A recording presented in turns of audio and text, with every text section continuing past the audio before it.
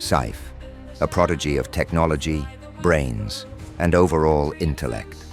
Having a sense for tinkering and inventing while also being one of the biggest, if not the biggest brain in computer science the world would ever know.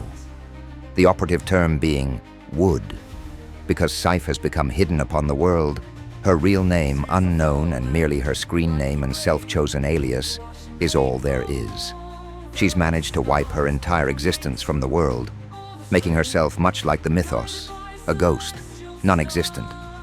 What family she had has no idea where she is. Her mother and father split up completely, her leaving shortly after the divorce, disappearing at the age of 16, and venturing off into the wilds of the city with nothing but her own personal small laptop in hand and a few bucks from her dad's wallet. She walked into a whole new world of trouble willingly, not for spit against her parents, however, but at that time, for a cure. Psife had been suffering for years to do something she had managed to do to herself a while ago. A result of her own foolish desires for the paranormal got her into rather deep trouble.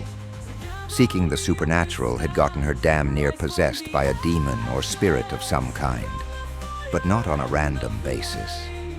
Psife was born with unique powers, mental powers. She can read minds and use telekinesis, among a few other abilities. These powers mutated her in a strange way. Her hair from birth originally, black, became a stronger shade of purple up until she was 16 when it became 100% pure purple, a sign that her powers had reached a near peak of strength. However, it wasn't all sunshine and rainbows, since her taste for exploration and thirst for wisdom on things such of the dark abyss, supernatural, and other world places, portals, and dimensions took place. She couldn't help herself but to explore these ideas and venture deeper in the dark, deep abyss that is the mystery of other worldly things. This would land her damn near in a cult, one that would end up showing her a way to communicate with the dead, they thought. But the cultists were idiots. Unlike the cult of Rai, they had no actual idea what the fuck they were even after. The cult of Rai being a more intelligent type, knowing they're after chaotic Chan. This small cult just wanted to talk to spooky ghosts and interact with a fucking boogeyman for the thrills. This got them into a huge amount of trouble one night. And it was when the cult split. They showed her how to talk to dead people, but they hadn't realized they weren't speaking to the dead. It was an accidental thing they had pulled off. They were speaking to a being from an entirely different dimension. But before she could realize this error, it was all too late.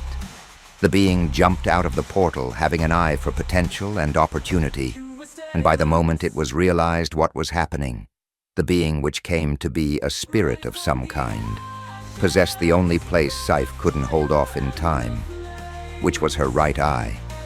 The spirit took control and felt her enormous power. Psife had grown quite strong with it by this point, and the idiot cultists would pay the price for this. Badly.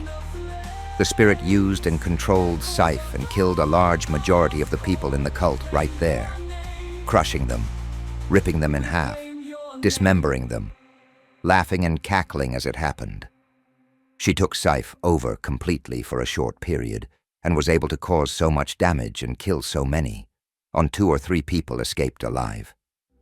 Psife struggled to regain control of herself, the spirit forcing her outside with a devious smile, before finally Psife collapsing in the street in front of her, taking back full control of her body and using every single bit of her powers to then capture that spirit within her eye, forming a cage-like area, invisible to the human eye around it.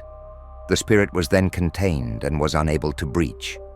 This turn of events brought a whole new level of shit to her doorstep. Not long after this, her parents would face an even greater danger. A while before the divorce struck, an accident would happen, so major it would shake the entire house. The parents would experience what they shouted as a poltergeist, their daughter possessed, her guard down for just a short bit. The spirit would then raise hell once more, and nearly killing her parents on sight, and wounding her brother.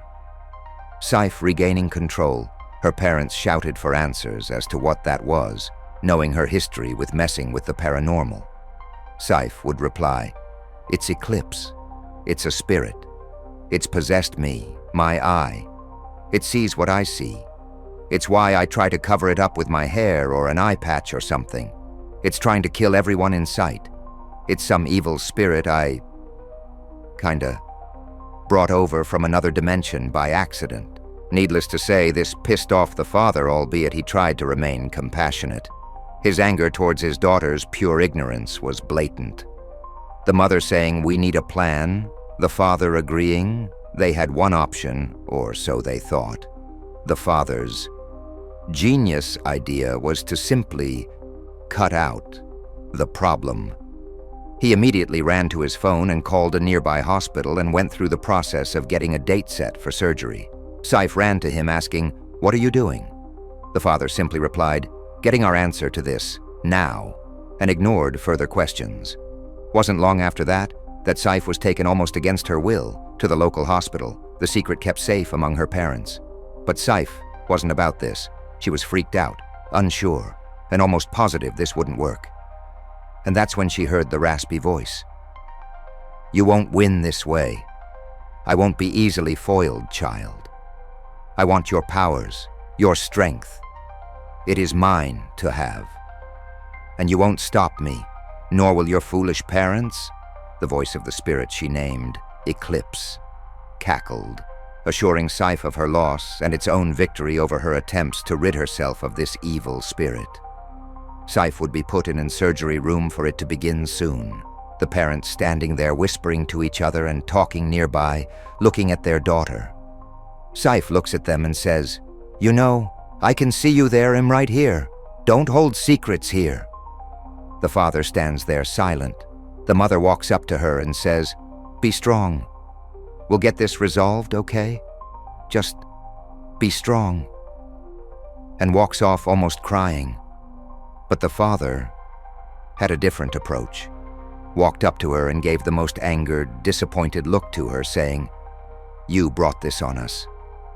Why would you be so stupid to get yourself into this mess? I told you not to do this. What were you thinking?" Psife replied, "I had no idea I would." The father cuts her off, clenching his teeth, speaking holding back every bit of anger. "You had no idea what you were doing and got into something you shouldn't have. Because of you, we're in this mess. And because of you, we have to pay for it. You're selfish, childish, and you need to grow the fuck up. You and I are having a serious talk once this is over. Do you understand me? You will abide by my rules of my house or your ass will be on the streets. Do I make myself clear?" She lays there. Her expression fades to emotionless. She stares at him and then looks away. The father replies, "Stop being a fucking moron for once in your goddamn life. I'm going to leave this room. You think about this. The doctor will be in soon." He walks off and leaves the room. Psife lays there, in deep thought. Those words cut rather deep. She can't play the victim card, but can't help but feel as though that was a bit much. She's not sure how to feel. Soon after, the doctor arrives and begins prepping, speaking to Psife, letting her know what they're about to do. "We're going to give you this mask, and the gas will help you fall asleep. You'll be numbed out completely, and this will be as painless as possible." She hears him say asleep and replies, "Wait, asleep? No, no, no, no, no, you can't let me fall asleep. I'll stay awake. During the whole thing, just numb my face or something. Anything." The doctor replies, "We can't do that, I'm sorry." Psife replies, leaning up, "No, you have to listen to me. You can't put me asleep. If you do, bad things will happen." The doctor replies, "Nurse, we need something to help her relax, please." Psife watches the nurse and says, "No, listen, don't. You shouldn't do this. Stop. God damn it, listen to me." The doctor replies, "It's okay, hun. We're trying to help you, okay?" The nurse saying, "Hold still, all right." Psife replies, "Hold still? What are you? Within seconds, the nurse swiftly injects her. Psife sees it happen, but it's so fast she can't even stop it. Psife's eyes widen. She looks around and says softly, "Oh my God, you've just doomed yourselves." Psife looks around at the doctor. He replies, "See? Not so bad. Now just relax, lay back." Psife then tries to get up, but already feels the effects of the drugs happening. I... She falls back onto the bed. Her eyes zone out entirely and slowly close. They put the gas mask on her face, and she begins to pass out slowly, thinking to herself, "Fuck. Oh God. Oh no. What have you done?" Hearing a clip speak, cackling, "You've lost."